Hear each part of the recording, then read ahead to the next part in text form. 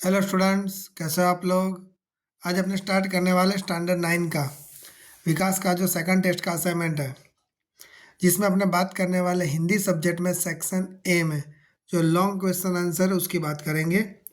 इसके पहले मैंने वन वर्ड्स और शॉर्ट आंसर ऑलरेडी अपलोड करके यूट्यूब पर रख दिया है। जो आपने नहीं देखा हो तो उसकी लिंक आपको नीचे डिस्क्रिप्शन में मिल जाएगी। स्टार्ट करेंगे, हिंदी सेक्शन है लॉन्ग आंसर की। फर्स्ट चैप्टर नंबर 3, लेखक ऐसा क्यों नहीं मानते कि मनुष्यता एकदम समाप्त हो गई है। तो आंसर आएगा, लेखक कहते हैं कि आज अखबारों में अधिकतर चोरी, डकैती, तस्करी और भ्रष्टाचार के ही समाचार होते हैं। आज किसी को किसी पर विश्वास नहीं रहा। ईमानदार और परिश्रमी लोग दुखी है एवं झूठे, फरेबी और बेईमान लोग फल फूल रहे हैं। स्थिति सचमुच निराशाजनक है, लेकिन फिर भी अनेक घटनाएं ऐसी हो रही है जिनमें मनुष्यता के दर्शन होते हैं।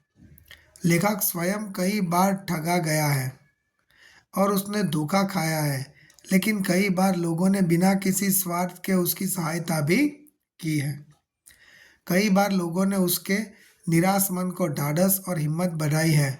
तो लोगों के ऐसे मानवतापूर्ण व्यवहारों को देखकर लेखक को लगता है कि मनुष्यता अभी समाप्त नहीं हुई है। नेक्स्ट क्वेश्चन, कंडक्टर ने अपनी ईमानदारी कैसे बताई। एक बार लेखक सपरिवार बस यात्रा कर रहे थे। गंतव्य स्थान से लगभग 5 मील पहले ही एक सुनसान स्थान पर बस खराब हो गई। कंडक्टर समझ गया कि यह बस अब आगे नहीं जा सकती। वह एक साइकिल लेकर चला गया। उस समय रात के 10 बजे थे। यात्री ब्रश ड्राइवर पर अपना क्रोध उतारने लगे। लेखक के बच्चे भोजन और पानी के लिए व्याकुल हो रहे थे।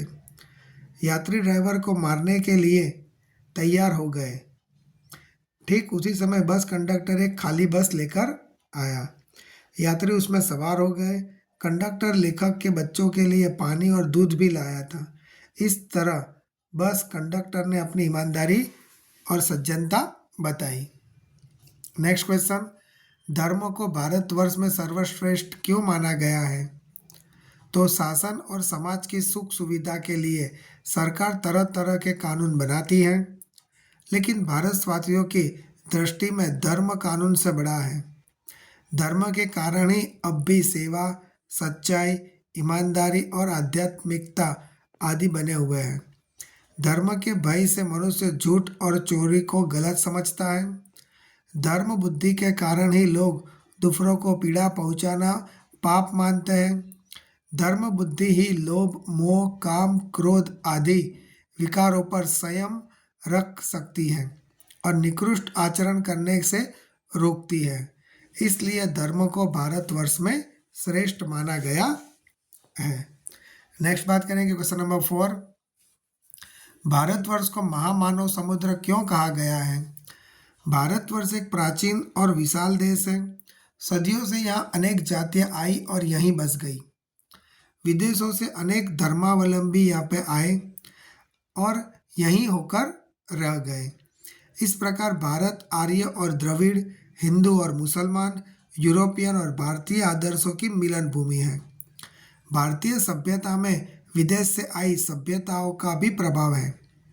यहाँ की संस्कृति में विदेशी संस्कृतियाँ घुल मिल गई है। भारतीय समाज में देशी विदेशी तरह तरह के लोग आए और समा गए। इसीलिए भारतवर्ष को महामानव समुद्र कहा गया है। नेक्स्ट क्वेश्चन, लेखक का मन क्यों बैठ जाता है। हमारे देश के अखबार चोरी, डकैती, तस्करी और भ्रष्टाचार के समाचारों से भरे रहते हैं। राजनीतिक दल एक दूसरे पर आरोप प्रत्यारोप लगाते रहते हैं। ऐसा लगता है कि जैसे देश में कोई ईमानदारी नहीं रह गया। लोग हर व्यक्ति को संदेह की दृष्टि से देखते हैं। जो जितने ऊंचे पद पर है उनमें उतने ही अधिक दोष दिखाए जाते हैं। सब अपने अपने स्वार्थों में लिप्त हैं। देश के हित की बातें बहुत कम हो रही है। देश और समाज की ऐसी दशा देखकर लेखक का मन बैठ जाता है। Next question, next chapter, chapter number 11, question number 1, Mohan का चरित्र चित्रण कीजिए। मोहन बीए पास एक सुशिक्षित युवक है। उसकी आकर्षक और अपनेपन से भरी वाणी परायों को भी अपना बना लेती है। वह धन से अधिक आत्मीय संबंधों का महत्व देता है। संकट में पड़ी एक लड़की को अपनाकर वह अपने साहस और मानवता का परिचय देता है। उसे अपनाने में वह अपने पारिवारिक रिश्ते की बलि देने में भी संकोच नहीं करता। अपने इन्हीं गुणों के कारण मोहन लेखक की नज़रों में बहुत ऊंचा उठ जाता है। लेखक यात्रा से क्यों डरते थे? लेखक यात्रा प्रिय नहीं थे। यात्रा पर निकलते समय वे सोचते रह कि रास्ते में न जाने कैसे कैसे लोग मिलेंगे, नए शहर के लोगों का कैसा व्यवहार होगा। सबसे अधिक परेशानी उन ऑटो वालों के बारे में सोचकर होती थी। नए शहर के ऑटो वाले मनमाना किराया मांगेंगे। इन्हीं कारणों के लेखक यात्रा कर से डरते हैं।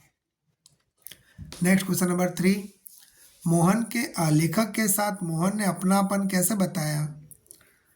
मोहन ने शुरू से ही अपने प्रेम पूर्ण व्यवहार के लेखक का दिल जीत लिया था। वह लेखक को बाबूजी और अपनी पत्नी को अम्मा कहता था और उनकी पत्नी को सॉरी।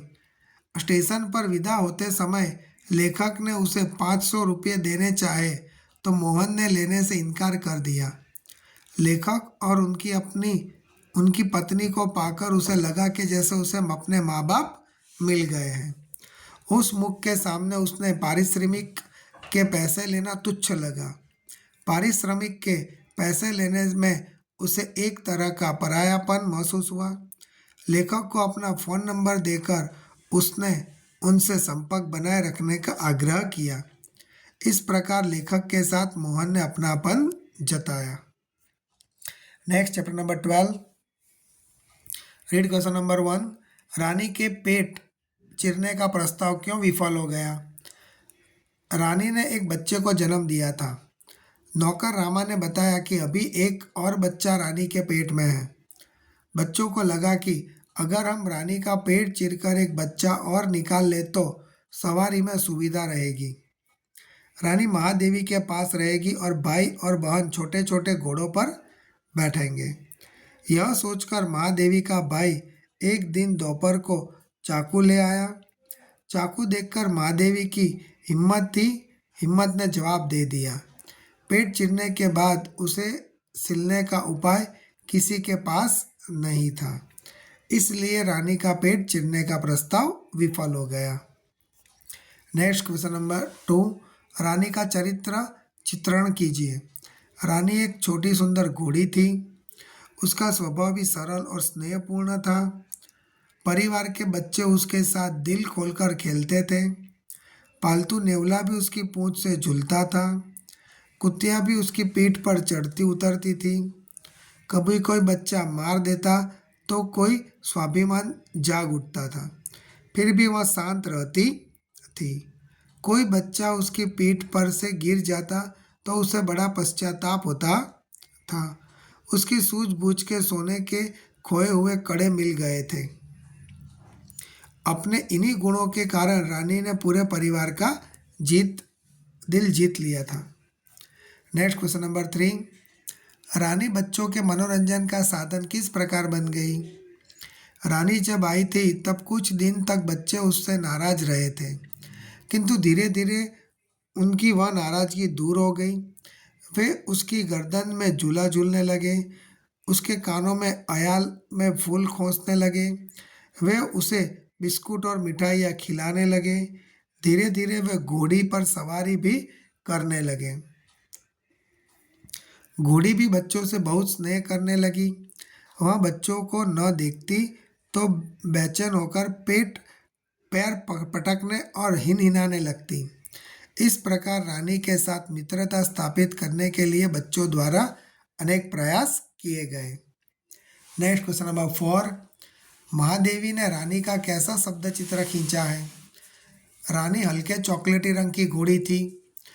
उसका रंग इतना चमकीला था कि उस पर नजर फिसल जाती थी। उसके खड़े कानों में बीच माथे पर अयाल का कुछ गुच्छा झूलता था। उसकी आंखें बड़ी काली, साफ और पारदर्शी थी। उसके नथुने और जीभ लाल, होंठ गुलाबी और दांत उजले थे। उसके मजबूत दांत लोहे की लगाम चबाते रहने पर भी घायल नहीं होते थे। उसकी पीठ ऊंचाई से अधिक थी। पैर सुडौल और मजबूत थे। उसकी सघन पूंछ मूर्छल जैसी लगती थी। इस प्रकार महादेवी जी ने रानी का बड़ा ही आकर्षक चित्र खींचा है। Next chapter number 15। जगदीश बाबू ने मदन को दाजू कहने पर क्यों डांटा? आरंभ में मदन को अपने क्षेत्र का लड़का समझकर जगदीश बाबू को बहुत अच्छा लगा था। वह उन्हें दाजू मतलब बड़ा भाई कहकर संबोधित करता था। लेकिन आखिरकार मदन कैफे का एक बॉय था, जबकि जगदीश बाबू मध्यम वर्ग के एक प्रतिष्ठित व्यक्ति थे। मदन कैफे में सबके सामने उन्हें दाजू कहता था। यह जगदीश बाबू को पसंद नहीं आया। इससे उनकी प्रतिष्ठा को धक्का पहुंचता था। इसलिए उन्होंने दाजू कहने पर मदन को डांटा। जगदीश बाबू को पहले पहले नए शहर में आकर कैसा लगता था? तो जगदीश बाबू अपने गांव से बहुत दूर के शहर में आए थे। वे अकेले थे। यहाँ का वातावरण उनके गांव के वातावरण से बिल्कुल भिन्न था। गांव में यहाँ के चौक जैसी चहल पहल नहीं थी। वहाँ कैफे जैसा शोरगुल नहीं था। उन्हें लगता था जैसे वे अपनेपन की सीमा से बहुत दूर जा रहे हैं। इस तरह जगदीश बाबू को पहले पहले नए शहर में आकर बहुत अकेलापन लगता था। Next question, question number 3। लेखक ने मनुष्य की भावनाओं को विचित्र क्यों बताया है? मनुष्य के मन को समझ पाना बहुत ही मुश्किल है। कभी कभी जब उसके साथ कोई नहीं होता तब निर्जन एकांत में भी वह स्वयं को अकेला अनुभव नहीं करता। उस एकाकीपन में भी उसे अपनेपन की अनुभूति होती है। इसके विपरीत कभी कभी सैकड़ों लोगों के बीच में होकर भी वह सूनापन महसूस करता है। उसे सब कुछ पराया, अपनत्वहीन लगता है। मनुष्य मन की इन्हीं अटपटी स्थितियों के कारण लेखक ने उसकी भावनाओं को विचित्र बताया है। Question number 4। प्रारंभ में जगदीश बाबू का व्यवहार मदन के प्रति कैसा था? कैफे में मदन से परिचय होने पर जगदीश बाबू इस नए शहर में अपना अकेलापन भूल गए थे। 2-4 दिनों में मदन उन्हें दाजू कहकर पुकारता और वे भी उन्हें स्नेह से पेश आते। उन दोनों में मौसम संबंधी बातें होती। मदन उनसे उनके कम खाने की शिकायत करता। मदन को वे अपने दाजू मतलब बड़ा भाई जैसा लगते थे। इस तरह प्रारंभ में जगदीश बाबू को मदन का प्रति व्यवहार स्नेहपूर्ण अपनत्व भरा लगा था। Next chapter number 16। यूरोप के प्रभाव के कारण आज गुरु शिष्य संबंधों में क्या अंतर आया है? प्राचीन भारत में विद्यालय मंदिर के सामान माने जाते थे। शिक्षा देना एक आध्यात्मिक कार्य था। पैसे देकर शिक्षा खरीदी नहीं जाती थी। शिष्य पुत्र से अधिक प्रिय होते थे। परंतु वर्तमान भारत में शिक्षा व्यावसायिक हो गई है। गुरु वेतनभोगी हो गए हैं। विद्यार्थी शुल्क देकर शिक्षा प्राप्त करते हैं। आज का शिष्य गुरु में परमेश्वर का रूप नहीं देखता। इस प्रकार यूरोप के प्रभाव के कारण आज गुरु शिष्य संबंध में जमीन आसमान का अंतर आ गया है। गामा पहलवान ने भारत की गुरु शिष्य परंपरा के बारे में क्या कहा? तो एक पारसी पत्रकार ने गामा पहलवान से पूछा था कि विश्व के पहलवानों को ललकारने से पहले आप अपने अमुक शिष्यों को कुश्ती में जीतकर क्यों नहीं दिखाते? उत्तर में गामा ने कहा कि आप जिसकी बात कर रहे हैं वह मेरा शिष्य मुझे मेरे बेटे से भी अधिक प्यारा है। हम लोगों में वंश परंपरा से अधिक शिष्य परंपरा का महत्व है। हम चाहते हैं कि हम अपने शिष्यों से कम रहें, वे संसार में मुझसे अधिक नाम कमाएं। इस प्रकार गामा पहलवान ने पत्रकार को भारत की गुरु शिष्य परंपरा के बारे में बताकर उनका मुंह बंद कर दिया। नेक्स्ट, विवेकानंद और रविंद्रनाथ ठाकुर को इस देश के अधिक महत्व कब मिला? विवेकानंद रामकृष्ण परमहंस के शिष्य थे। आरंभ में उन्हें भारत में महत्वपूर्ण स्थान प्राप्त नहीं हुआ था। वे जब अमेरिका गए और उन्होंने अपना वहाँ नाम कमाया, तब भारतवासियों ने उन्हें सम्मान देना शुरू किया। इस प्रकार रविंद्रनाथ ठाकुर को यहाँ कोई नहीं जानता था। उन्हें जब नोबेल पुरस्कार से सम्मानित किया गया, तब बंगाल वासियों ने उनकी प्रतिभा पहचानी। वे बंगाल के ही नहीं, सारे देश के लिए गौरव बन गए। इस प्रकार विदेशों ने सम्मानित होने वाले विवेकानंद और रविंद्रनाथ ठाकुर का इस देश का महत्व मिला। ओके, सो दैट्स यहाँ पे अपना हिंदी सेक्शन ए का लॉन्ग आंसर फिनिश होते हैं। वीडियो पर तो वीडियो को लाइक और चैनल को सब्सक्राइब करना मत भूलना।